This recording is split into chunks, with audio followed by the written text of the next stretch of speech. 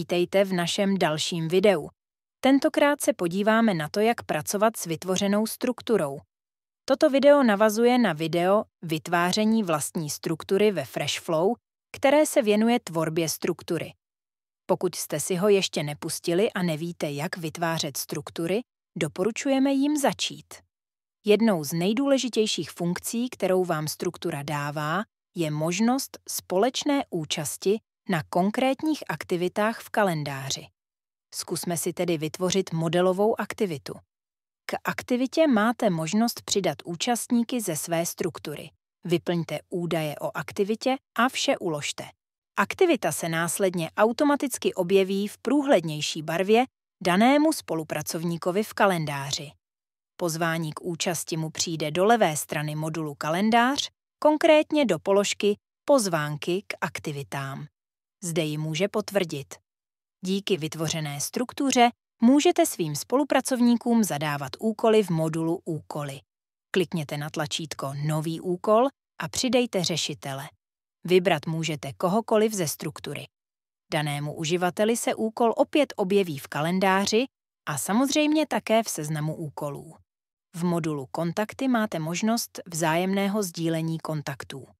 Klikněte na tlačítko se 3 vodorovnými čarami a vyberte kolonku týkající se sdílení, půjčování a předávání kontaktů. Této funkcionalitě se podrobně věnujeme ve videu Půjčování, předávání a sdílení kontaktů ve FreshFlow. Samozřejmě má smysl pouze tehdy, pokud si v týmu, tedy ve struktuře, nezdílíte veškeré kontakty automaticky. To si můžete zkontrolovat či nastavit v nastavení kontaktů.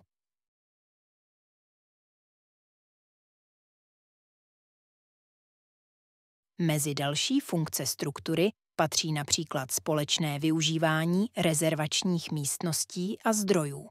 Jako oprávněného k užívání můžete přidat kohokoliv ze své struktury. Pozor však na jednu věc. Existence struktury neznamená automatické sdílení kalendářů mezi uživateli. V rámci své struktury můžete kalendáře sdílet, ale dané uživatele vždy musíte nejdřív pozvat ke sdílení. Jak na to? V modulu Kalendář vyberte po levé straně kolonku Pozvat ke sdílení. Zobrazí se vám okno, kde vyplníte požadované údaje. Sdílení kalendářů a jejich nastavení se detailně věnujeme ve videu Nastavení sdílených kalendářů ve FreshFlow a práce s nimi. Využití struktur naleznete i v modulu Statistiky. Máte zde možnost zobrazovat si statistiky i za celou svou strukturu, případně i za její jednotlivé členy, což se vám může hodit například při manažerském dohledu. A to je vše. Budeme se na vás těšit u dalšího videa. Pokud byste měli jakékoliv doplňující dotazy, neváhejte nás kontaktovat přes bublinu chatu v levém dolním rohu ve vašem FreshFlow.